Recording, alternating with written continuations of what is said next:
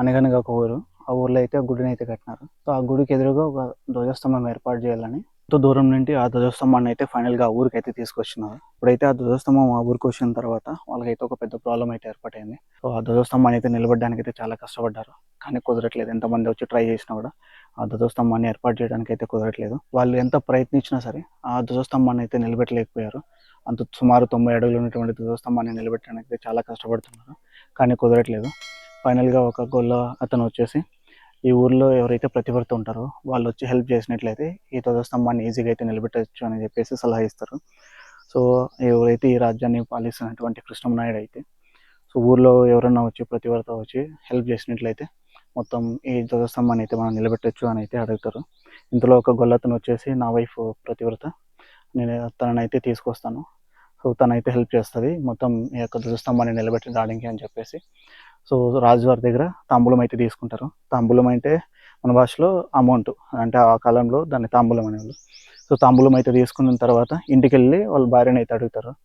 So ఈ విధంగా నేను రాజుగారి దగ్గర తాంబూలం తీసుకున్నాను, నువ్వు ప్రతివ్రత అని చెప్పేసి నువ్వు వచ్చి హెల్ప్ చేసినట్లయితే ఆ యొక్క ధ్వజస్తంభం నిలబడుతుంది అని అడుగుతారు. ఇందులో ఆమె అయితే నేను ప్రతివ్రత కాదు, నేను రాను అని చెప్పేసి వెళ్ళిపోతుంది.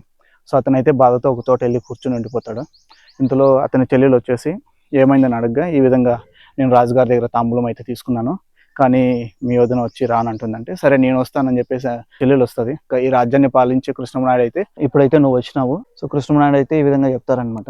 సో ఏమంటే ఇన్ కేసు ఆ ధ్వజస్తంభం నిలబడకపోయినా నువ్వు ప్రతివర్త కాదని తెలుస్తుంది, అప్పుడైతే నీ తలకై శిరఛేదనం చేస్తాము అని చెప్పేసి చెప్తారనమాట. అన్నిటికీ ఆమె ఒప్పుకుంటుంది. ఫైనల్గా వచ్చేసి అందరితో పాటు ఆమె కూడా సహాయం చేస్తుంది ఆ ధ్వజస్తంభం నిలబెట్టడానికి. ఫైనల్గా అయితే ఆ ధ్వజస్తంభం అయితే నిలబడుతుంది. సో ఇటువంటి గొప్ప చరిత్ర కలిగిన ఒక టెంపుల్ అయితే ఈరోజు మనం చూడడానికి అయితే వచ్చినాము. సో ఆ టెంపుల్ని ఎలా రీచ్ అవ్వాలి, ప్లస్ అది ఎక్కడ ఉంది, ఆ డీటెయిల్స్ అన్ని మనం ఈ వీడియోలో తెలుసుకుందాము. సో వీడియోలో వెళ్ళే ముందు అందరికీ ఒక రిక్వెస్ట్, సో మన ఛానల్ని అయితే చాలామంది అయితే వీడియోస్ని అయితే చూస్తున్నారు కానీ సబ్స్క్రైబ్ చేసుకోవట్లేదు. ప్లీజ్ ఛానల్ అయితే సబ్స్క్రైబ్ చేసుకోండి, లైక్ చేయండి, అలాగే మీ ఫ్రెండ్స్ అండ్ ఫ్యామిలీ తోటి షేర్ చేయండి. సో ఈ విధంగానే మమ్మల్ని ఎంకరేజ్ చేస్తూ ఉంటే నేను ఇంకా మంచి మంచి ప్లేసులు వెళ్ళేసి ఎక్స్ప్లోర్ చేసి మీకు అక్కడున్న విశేషాలు ఆ డీటెయిల్స్ అన్ని మీకు షేర్ చేసుకోగలుగుతాను.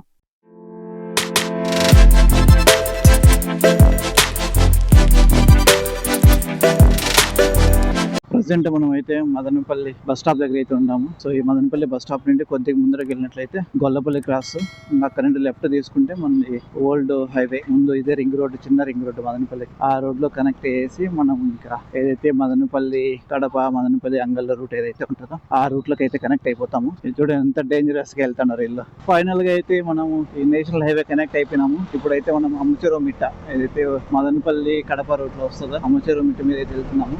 ఎదురుగా కొండను చూసినట్లయితే మీకు ఒక లేడీ పడుకున్నట్లు అనిపిస్తుంటది. ఇక్కడ నుండి తల, ముక్కు, నోరు, అలాగే మొత్తం నెక్ అదంతా చూడొచ్చు డిజైన్ ఎట్లయితే ఉందో. ఇక్కడ లెఫ్ట్ తీసుకున్నట్లయితే మనకి బీకొత్తకోట రోడ్డు, మనం హార్స్లీ హిల్స్ కి అయితే వెళ్ళొచ్చు అనమాట. అక్కడ కనబడుతుంది కదా కొండ, అదే హార్స్లీ హిల్స్. సో ఇదైతే ఆంధ్ర ఊటీగా ఫేమస్ అనమాట. అక్కడ కనబడుతుంది కదా అదే అనమాట హార్స్లీ హిల్స్. ఫైనల్ గా అయితే మనం మొలకల్ చెరువు రీచ్ అయిపోయినాం. ఇప్పుడైతే మనకు ఒక ఫ్రెండ్ పరిచయం అయ్యారు, రామ్ అనేసి.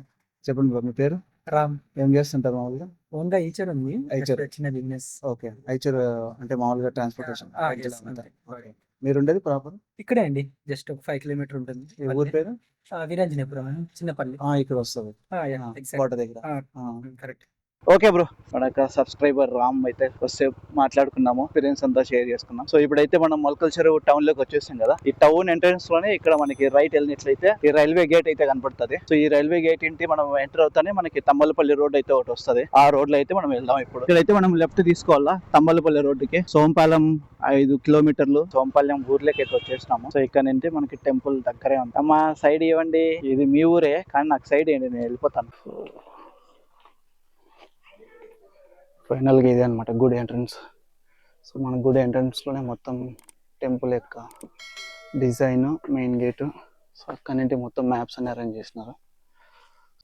ఇక్కడైతే మనకి టెంపుల్ సంబంధించిన చరిత్ర అవన్నీ అయితే మొత్తం ఇట్లా శిలాపలకల రూమ్లో ఏర్పాటు చేసినారు గవర్నమెంట్ వాళ్ళు. మీరైతే ఇది మొత్తం చూసుకోవచ్చు. సో ఇది ఆర్కియలాజికల్ డిపార్ట్మెంట్ ఆఫ్ ఇండియా. వాళ్ళు ఏర్పాటు చేసిన బోర్డు అయితే ఇది. మనమైతే ఇప్పుడు టెంపుల్లో చూసుకున్నట్లయితే చూడొచ్చు ఎంత బ్యూటిఫుల్గా ఉందో. గార్డెన్ అయితే చాలా బ్యూటిఫుల్గా అయితే అరేంజ్ చేసినారు. మొత్తం చుట్టూ కొండలు, ఆ కొండల మధ్యలో చిన్న టెంపుల్. సో ఇది అనమాట మొత్తం మనం ఏదైతే చూస్తున్నామో టెంపుల్ లేక సరౌండింగ్స్ మొత్తం కాంపౌండ్ లోపల గ్రీనరీ అవంతా. ఈ టెంపుల్లో మెయిన్ అట్రాక్షన్ అయితే ఈ ధ్వజస్తంభం. ఇన్సేపు మనం ఏదైతే స్టోరీ విన్నామో అదే అనమాట ఈ ధ్వజస్తంభము. మనమైతే ఇప్పుడు ఆ ధ్వజస్తంభం దగ్గరికి వెళ్ళేసి మొత్తం అయితే ఆ ధ్వజస్తంభం మీద ఉన్నటువంటి శిల్పాలను అయితే ఒకసారి పరిశీలిద్దాము, ఎంత బ్యూటిఫుల్గా ఉన్నాయో. ఇది అనమాట ఆ ధ్వజస్తంభం. మొత్తం దీని యొక్క హైట్ అయితే 90 అడుగులు. సో మనకి భూమి పైన అయితే 60 అడుగుల దాకా కనపడుతుంది. మొత్తం భూమి లోపల అయితే 30 అడుగుల దాకా పూడ్చిపెట్టారనమాట. సో అంత పెద్ద ఏకశిలా ధ్వజస్తంభము మన సౌత్ ఇండియాలోనే ఇది అతి పెద్ద ధ్వజస్తంభం అన్నమాట. ధ్వజస్తంభం చుట్టూ మొత్తం మనకి 4 ముక్కల్లాగా ఉంటది. 4 ముక్కల సైడ్ మనకి 4 విగ్రహాలు అయితే ఏర్పాటు చేసినారు. కింద ధ్వజస్తంభం పీఠం అయితే చూడొచ్చు. మొత్తం చుట్టూ ముందు ఇది మొత్తం అంతా పూడకపోయింది. సో ఈ చుట్టూ మీరు చూస్తున్నారు ఇదంతా మొత్తం మట్టితో కప్పబడిపోయింది. ఇక్కడ ఉన్నటువంటి సూపర్వైజర్స్ వీళ్ళంతా ఇది మొత్తం క్లీన్ చేసి ఈ విధంగా బండలు ఇవన్నీ అరేంజ్ చేసి నీట్ గా అయితే కనబడే విధంగా చేశారనమాట. ఈ సైడ్ చూసినట్లయితే ఇక్కడ ధ్వజస్తంభం స్టార్టింగ్ లో అన్నమాచారులు అయితే ఉన్నారు. మరి ఇక్కడ చూసినట్లయితే మనకి కృష్ణుడు అయితే ఉన్నారు. ఇక్కడ అయితే మనకి అమ్మవారు అయితే ఉన్నారు. మనం ఈ సైడ్ చూసినట్లయితే గరుత్మంతుడు అయితే ఉన్నారనమాట. మొత్తం ధ్వజస్తంభం పైన అయితే చాలా బ్యూటిఫుల్ గా అయితే శిల్పాలు అయితే చెక్కినారు. చూడొచ్చు ఎంత బ్యూటిఫుల్ గా అయితే ఉందో. సో ఇది అనమాట మొత్తం ధ్వజస్తంభము. ప్లస్ కింద అయితే ఒక్కొక్క లేయర్ ఏదైతే ఉన్నాయో స్టెప్స్, ఇదొక స్టెప్, ఇదొక స్టెప్, ఇదొక స్టెప్, ఇలా ఒక్కో స్టెప్ లో ఒక్కొక్క రకమైన శిల్పాలను అయితే చెక్కినారు. చూడొచ్చు మీరు మొత్తం. సో ఆ కాలంలోనే మనకి ఎటువంటి మిషనరీ అవంతా ఏం లేనప్పుడే చూడొచ్చు ఇక్కడైతే మొత్తం ఏనుగులు, అలాగే వీళ్ళంతా నృత్యాలు ఆడేవాళ్ళు, ఇవంతా ఎంత బ్యూటిఫుల్గా అయితే అరేంజ్ చేసినారో. సో ఇక్కడ చూడొచ్చు మొత్తం తుంబరులు నాట్యం చేసే వాళ్ళంతా. సో ఫైనల్గా కింద అయితే నెమ్మలను ఏర్పాటు చేసినాం. మీ ధ్వజస్తంభం ముందరే చూసినట్లయితే ఈ విధంగా మొత్తం అయితే గార్డెన్ అయితే ఉంటుంది మనకి. సో గార్డెన్ అయితే చాలా బ్యూటిఫుల్గా ఉంది.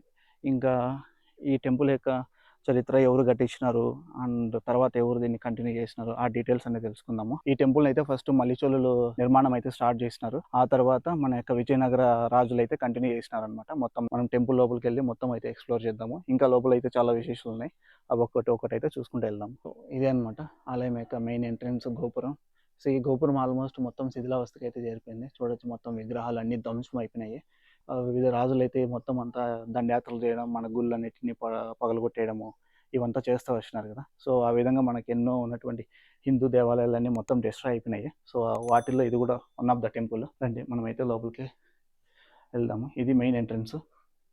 సో మెయిన్ ఎంట్రన్స్లోనే మనకి ఇక్కడైతే బలిపీఠం అయితే ఉంటుంది.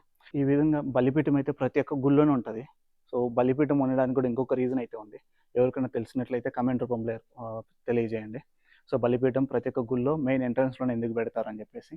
సో ఇలా బలిపీఠం పక్కన వచ్చినట్లయితే మనకి రాతితో చెక్కబడినటువంటి ఒక రథం అయితే ఉంది. చూడండి పైనుంటి కింది వరకు చూసినట్లయితే మొత్తం ఎంత బ్యూటిఫుల్గా ఉంది. ఈ చక్రాలు మొత్తం ఇటు సైడ్ అటు సైడ్ చక్రాలు, ఈవెన్ చక్రాలకు కూడా మనకి చక్రాలు పక్కకు రాకుండా కడ్డీలు అడ్డం పెడతాం కదా, చీలలు అంటాం మా భాషలో. సో ఆ చీలలు పెట్టి ఆకృతి కూడా ఎంత బ్యూటిఫుల్గా అయితే చెక్కినారో మొత్తం చూడొచ్చు. పైన అంతా ఆ యొక్క రథానికి ఏ విధంగా అయితే మనం డిజైన్ చేస్తామో ఆ రథం ఏ విధంగా రాతితో ఏర్పాటు చేసినారో. మనం అలాగే పైకప్పులో చూసినట్లయితే మొత్తం ఆ యొక్క గుడి నిర్మాణ టైంలో ఇక్కడ లోకల్గా దొరికే ఆకులతో మొత్తం రామాయణ మహాభారతాలను అయితే ఈ విధంగా చిత్రించినారనమాట. మొత్తం ప్రూఫ్ పైన ఆల్మోస్ట్ శిథిలావస్థకు వచ్చేసింది కాబట్టి మొత్తం మనకి అక్కడక్కడ అది మాత్రమే కనబడుతుంది.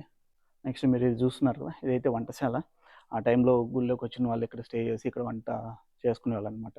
మొత్తం అదైతే ఇక్కడ ఏర్పాటు చేసినారు అప్పటికి. ఇప్పుడైతే దీన్ని జస్ట్ స్టోరేజ్ రూమ్ లాగా అయితే యూస్ చేస్తున్నారు. సో మీరైతే ఈ శిల్పాలు అబ్జర్వ్ చేసినట్లయితే ఈ స్తంభాలు మనకి హంపిలో ఉంటాయి. మొత్తం సప్త స్వరాగాలు పలికే స్తంభాలు ఏవైతే ఉంటాయో ఒక్కో స్తంభం ఒక్కోలాగా సౌండ్ వస్తుంటుంది. చూడొచ్చు మీరు. సో ఇవేమంటే విజయనగర రాజులు ఎక్కడైతే గుళ్ళు ఏర్పాటు చేసినారో ప్రతి గుడిలోనూ మనం ఈ విధంగా సప్తస్వరాగాలు పలికే డిఫరెంట్ స్టోన్స్ అయితే చూడొచ్చు. ఈ ఆర్కిటెక్చర్ అయితే ఖచ్చితంగా ఉంటుంది. వాళ్ళు ఏవైతే గుళ్ళు మొత్తం ఏర్పాటు చేసినారో ప్రతి ఒక్క గుళ్ళోనూ ఈ విధంగా అయితే మనకి ఈ సప్తస్వరాగాలు పలికే ఒక స్తంభాలను అయితే ఏర్పాటు చేసి ఉంటారు. సో మనం ఈజీగా ఐడెంటిఫై చేయొచ్చు ఇవి ఉన్నాయంటే ఖచ్చితంగా విజయనగర సామ్రాజ్య రాజులు అయితే ఏర్పాటు చేసినారు అని చెప్పేసి చూడొచ్చు. సో ఒక్కొక్క స్టోన్ ఒక్కొక్క పిల్లరు ఒక రకమైన సౌండ్ అయితే చేస్తుంది.